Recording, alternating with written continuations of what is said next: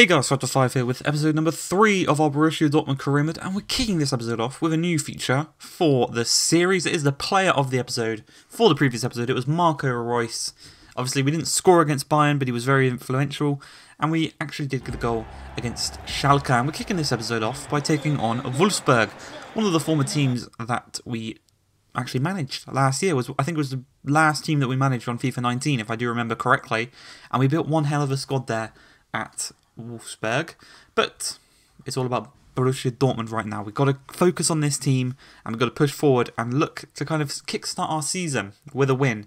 We're yet to kind of have a confident and just a really powerful performance, in my opinion. The one against Bayern was good, obviously, to get a 0-0 draw at the Allianz Arena, but you want to get a win. If you want to win the league, you've got to beat Bayern. And unfortunately we didn't quite do so. But against Wolfsburg here today, I expected a good performance from the boys, you know. We've had, off the back of some decent performances, I wanted a bang, bang, bang, and just get a brilliant one. But 13 minutes in, the first chance come our way, and it's a nice little long shot by Marco Reus, but it was equally matched by Castells. I see Jadon Sancho just trying to find some space. Eventually it finds our two midfielders working together, eventually then leading to a Perisic shot from the edge of the box, and we're trying to find our range from the edge of the box. Two good shots, but equally both saved by Castells, unfortunately for ourselves. As a counter-attacking opportunity, 22 minutes in. Marco Reus receives the ball on the edge of the box, plays it into Jadon Sancho, tried to get it onto his left foot and just curl it around the goalkeeper, and then another effort for Erling Haaland, but was unfortunately blocked by the centre-back. And Wolfsburg do get the ball away here, but a chance here as the ball's played over the top of Klaus as Schultz is caught out of position. Man in the middle in Weghorst, who we know is an aerial threat, but thankfully for ourselves, Schultz puts in a lovely little tackle. And we do get the ball away quite nicely, actually. Kind of redeems himself there. Got caught out of position, but he came back, didn't allow that cross to be put in. And yeah, very, very good performance there. Erling Haaland's played in behind the defence on his stronger left foot, strikes it. And finally, Erling Haaland gets his goal 28 minutes into the game. He was struggling in that previous episode, as I said. I believe I said he had 5 chances and he scored none of them in real life. That would probably result in 5 goals. This game he's had the chance and he's tucked it into the back of the net really nicely. And we are 1-0 up against our former team, which is really good to see. As another chance here is played in behind here, past the defence again. This time he's gone out a bit more wide, so he is going to cut inside onto the left foot. Maybe Jadon Sancho could have got a touch on that one to put it into the back of the net, but unfortunately it did go wide of the post and neither of them could get a goal. As at halftime, we're going to go for a slight tactical change, going from the 4-2-3-1 to the 4-3-3 with the attacking mid. So what we're going to do is push our wingers further up the pitch, and hopefully that can have more of an effect. As Axel Witsel with some great pressing there. Unfortunately though, it didn't lead in us winning back possession, but it was a brilliant bit of pressing, something we've learned obviously from the Bayern Munich game, that pressing is key.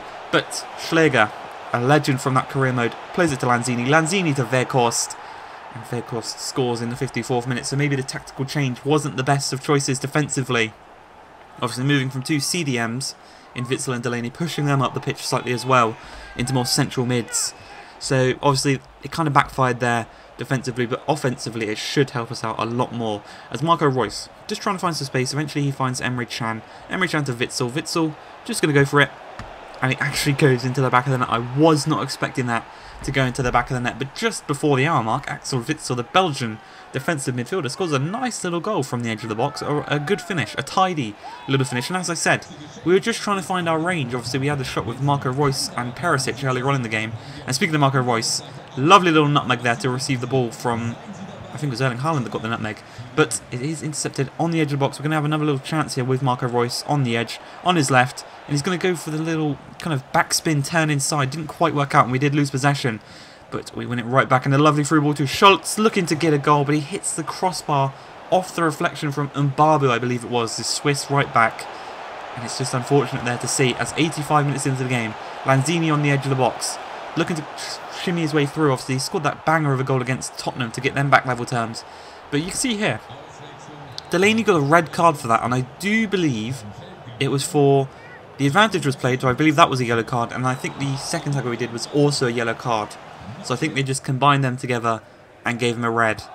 I'm not sure how that works kind of ban-wise.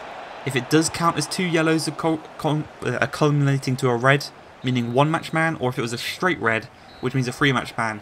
But thankfully they did nothing from the free kick, and thankfully we did get the win here. There's another comment here from Perry98, and it is an absolutely brilliant, in-depth look of what we should do with this squad. And he actually recommended to play the 4-3-3. He recommended the holding 4-3-3. We went for the more attacking one, but the 4-3-3 nonetheless works brilliantly. He also recommended us to sign Emerson. He gave us a lot of recommended signings, and I am going to go with 2 of them in today's episode.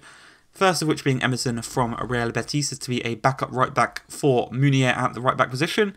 He is a 78 rated Brazilian right back at 21 years old. So he is pretty close to actually overtaking Munier in terms of rating. Only the 2 difference, and there's a lot of difference in terms of age. But he does join us. More youth joining us, which is really good to see. As we go in for another player, and now I'm going to say this here. This is my bad, this signing here.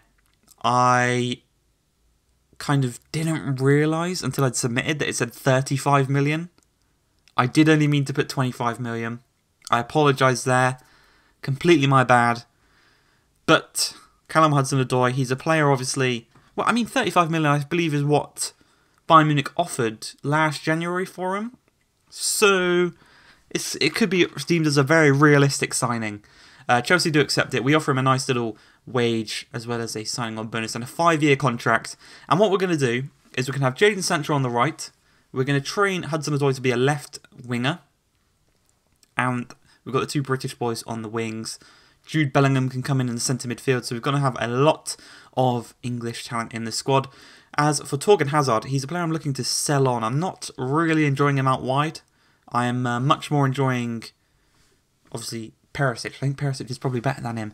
So we do look to sell him on to Atletico Madrid. So we'll have a Eden Hazard at Real Madrid. Torgan Hazard at Atletico Madrid will be really cool. But another player that was recommended in the comment by Perry was that of Lunin from Real Madrid. Obviously, he's a backup there. He is stuck behind Courtois at Real Madrid. So he's going to be much harder to get into the first team of ahead of Berkey, who we've got. Berkey's an 84 rated. I believe Courtois is an 89 or a 90 rated. So it's obviously going to be much harder for him to get into that Real Madrid squad than it is going to be for him to get into this Dortmund squad. And as well as this, we are going to look to sell on Hitz, our current rotation goalkeeper, so that Lunin can take his place. And that was that for deadline day. A pretty uneventful day. I will now say that because we crossed over from deadline day to the day after deadline day, the deal for Torgan Hazard actually fell through with Atletico Madrid, so he will remain here, but we will look to move him on in January, and as well as a couple of others ones. The Hitz deal also fell through. I don't even know if I actually showed that, but a deal came in for Hitz from RB Leipzig. That fell through as well. So we're just going to look to try and boost those transfer budgets back up in January by the sales of Hitz and Torgan Hazard. But Augsburg, their team I think we should be beating, and a team I think we should be beating very comfortably. And speaking of the devil, Torgan Hazard plays the ball into Erling Haaland. He scored in the previous game. Can he get a back-to-back goal? It's a lovely through ball to Marco Reus, but it's an actually really, really good defensive effort there from that centre-back to deny Reus of that probably guaranteed goal should he get his right foot on it. As we're quarter of an hour in here, Emre Can just dilly-dallying on the ball, trying to find some space. He finds Reus, cuts past his man, goes for that strike at that near post, but the keeper gets down quite nicely into that bottom, well, his left-hand corner, the actual right-hand corner. But it's a lovely bit of goalkeeping there. As you can see from the stats, 3 shots, they have 1. We are absolutely dominating in terms of attacking play here. As Munier skips past his man, looking to just try and find the ball. Nice little dink ball into Marco Reus. Edge of the box. We're trying those shots from the edge of the box because they seem to be working quite nicely. They seem to at least be challenging the goalkeeper. But you can see I've actually had enough of Erling Haaland at this point. Not doing it for me. He's got 1 goal this season in 3 games. That's just not enough really for me personally.